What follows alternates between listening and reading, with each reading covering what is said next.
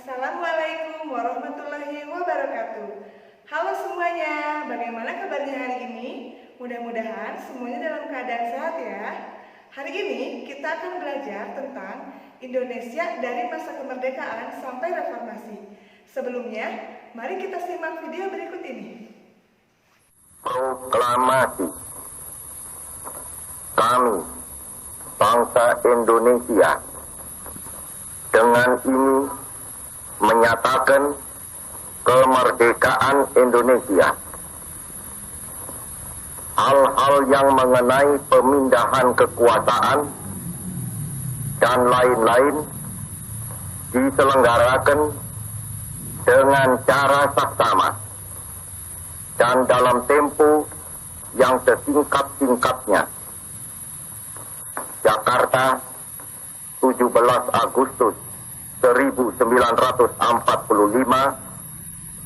atas nama bangsa Indonesia, Soekarno Hatta. Merdeka. Setiap tanggal 17 Agustus, kita selalu melaksanakan perayaan memperingati Hari Kemerdekaan Negara Republik Indonesia yang kita cintai. Tahukah kalian mengapa kita selalu melaksanakan peringatan itu? Iya, betul. Peringatan Hari Kemerdekaan merupakan ungkapan rasa syukur kita kepada Tuhan Yang Maha Esa yang telah memberikan kemerdekaan kepada kita semua. Peringatan ini juga merupakan ungkapan terima kasih kita kepada para pahlawan yang telah mengorbankan harta, jiwa, dan raga mereka untuk kemerdekaan Indonesia. Disimak baik-baik ya. Adapun poin-poin yang akan kita pelajari untuk materi masa kemerdekaan yaitu meliputi 1. Peristiwa proklamasi kemerdekaan, yang kedua terbentuknya NKRI, dan yang ketiga perjuangan mempertahankan kemerdekaan. Proklamasi Kemerdekaan Indonesia. Kebebasan yang dirasakan saat ini tak lepas dari peristiwa proklamasi kemerdekaan Indonesia pada tanggal 17 Agustus 1945. Melalui peristiwa tersebut, Indonesia resmi menjadi negara merdeka dan berdaulat yang terbebas dari belenggu penjajah. Tentunya, kemerdekaan ini tidak didapat secara cuma-cuma. Di balik itu, terdapat perjuangan para tokoh nasional dalam mempersiapkan kemerdekaan tanah air, mulai dari pembentukan BPUPKI hingga pelaksanaan proklamasi. Sejatinya, persiapan kemerdekaan Indonesia dimulai ketika Jepang menghadapi Perang Dunia Kedua. Kala itu, Perdana Menteri Jepang yaitu Jenderal Kuniaki Koiso memberikan janji kemerdekaan untuk Indonesia. Pemberian janji kemerdekaan kepada Indonesia bertujuan untuk menarik simpati rakyat Indonesia. Sebagai pembuktiannya, Jepang mengizinkan pengibaran bendera merah putih di kantor-kantor tetapi harus berdampingan dengan bendera Jepang. Berkaitan dengan janji yang telah dikemukakan oleh pihak Jepang, Jepang pun membentuk Badan Penyelidik Usaha-Usaha Persiapan Kemerdekaan Indonesia atau BPUPKI. Dokuritsu Junbicho Sakai ini, pendiriannya sudah diumumkan oleh Kumakichi Harada pada tanggal 1 Maret 1945. Akan tetapi, baru diresmikan pada tanggal 29 April 1945 bertepatan dengan hari ulang tahun Kaisar Jepang yaitu Hirohito. Adapun tujuan dari pembentukan BPUPKI ini adalah untuk menyelidiki hal-hal penting yang terkait dengan persiapan kemerdekaan Republik Indonesia. BPUPKI diketuai oleh Rajiman Widyodiningrat dan dengan wakilnya yaitu Raden Panji Suroso dan Ichi Bangase Yoshio. BPUPKI beranggotakan 67 orang yang terdiri dari 60 orang Indonesia dan 7 orang Jepang yang bertugas mengawasi. Dalam aktivitasnya, BPUPKI mengadakan sidang sebanyak 2 kali. Sidang yang pertama berlangsung pada tanggal 29 Mei sampai 1 Juni 1945 dan membahas tentang rumusan dasar negara Republik Indonesia. Dan sidang yang kedua dilaksanakan pada tanggal 10 sampai 17 Juli 1945 dan membahas tentang bentuk negara, rancangan undang-undang hingga pendidikan di Indonesia. Berikut adalah hasil sidang BPUPKI yang pertama.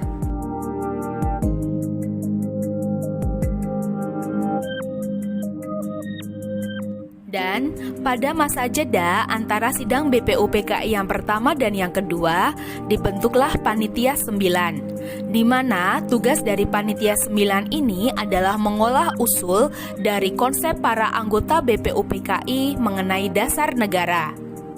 Dan pada tanggal 22 Juni 1945, Panitia 9 menghasilkan rumusan dasar negara yang kemudian dikenal dengan Piagam Jakarta. Berikut ini adalah hasil sidang BPUPKI yang kedua.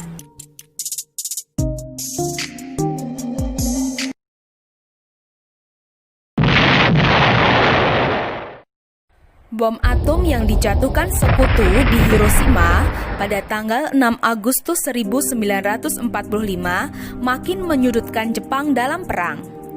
Mengetahui posisi Jepang yang melemah dan nasib Indonesia yang tidak jelas, para tokoh nasional terus mendesak kemerdekaan. Dan untuk melunasi janji kemerdekaannya, perwira tinggi Angkatan Darat Jepang yaitu Terauchi menyetujui pembentukan PPKI atau Dokuritsu Junbi Inkai, di mana tugas PPKI adalah mempersiapkan segala sesuatu yang berkaitan dengan keperluan pergantian kekuasaan dari pihak Jepang kepada bangsa Indonesia. PPKI diketuai oleh Soekarno dengan wakilnya yaitu Muhammad Hatta. Sementara anggotanya berjumlah 21 orang. Berikut adalah hasil dari sidang-sidang PPKI.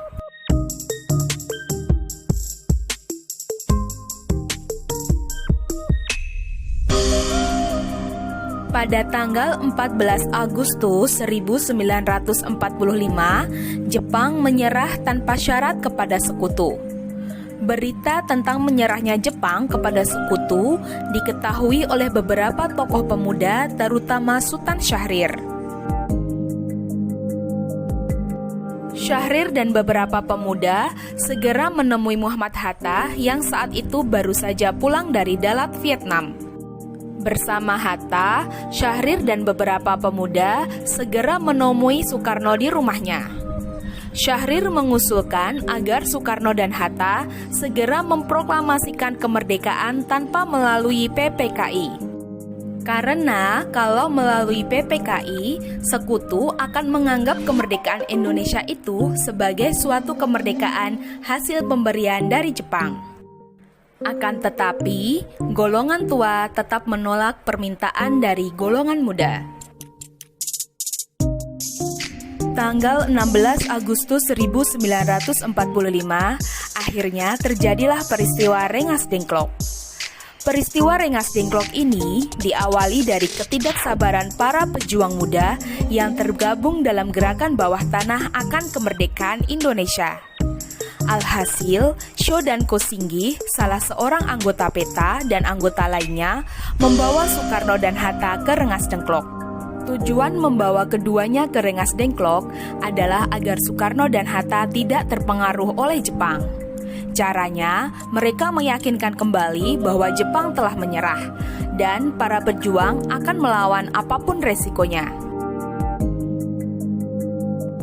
Soekarno dan Hatta setelah sampai di Rengas Dengklok, akhirnya memilih untuk singgah di rumah Jiao Kisong karena kondisi rumahnya yang tidak mencolok.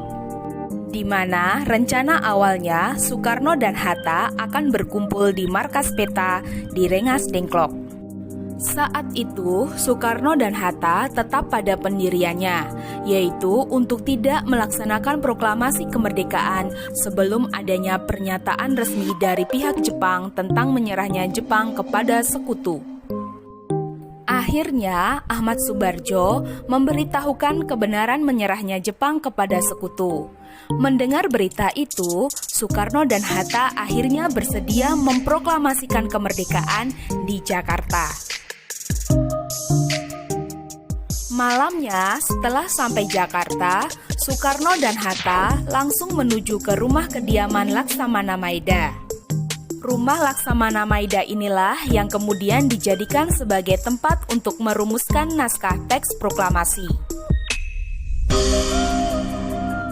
Berikut adalah hal-hal yang berkaitan dengan perumusan naskah teks proklamasi. Proklamasi adalah momentum penting bagi bangsa Indonesia. Kemerdekaan bangsa Indonesia merupakan langkah awal untuk menata diri agar diakui keberadaannya oleh dunia internasional. Tepat pukul 10, upacara proklamasi kemerdekaan Indonesia dilaksanakan di Jalan Pegangsaan Timur, nomor 56 Jakarta. Upacara dimulai dengan pidato dan pembacaan proklamasi. Kemudian dilanjutkan dengan pengibaran bendera merah putih oleh Latif Hendraningrat dan Suhut. Rakyat yang hadir serempak menyanyikan lagu kebangsaan Indonesia Raya. Dan upacara proklamasi ditutup oleh sambutan Wali Kota Jakarta, Suwiryo dan Dr. Muwardi. Berikut adalah sambutan rakyat Indonesia terhadap proklamasi kemerdekaan.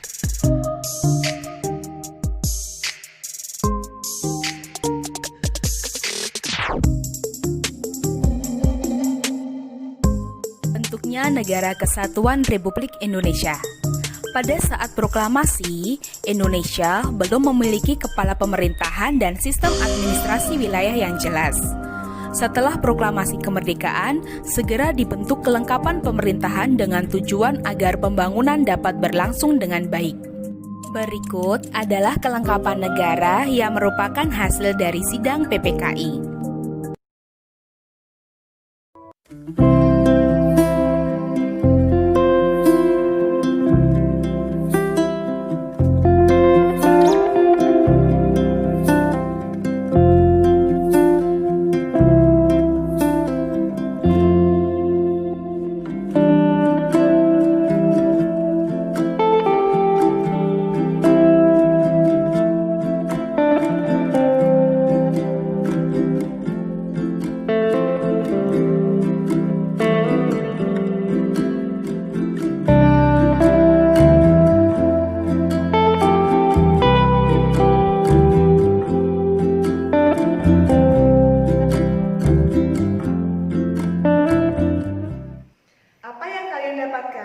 Dari pembelajaran kita hari ini, mudah-mudahan semuanya dapat menyimak dengan baik ya dari materi tentang Indonesia dari masa kemerdekaan sampai reformasi.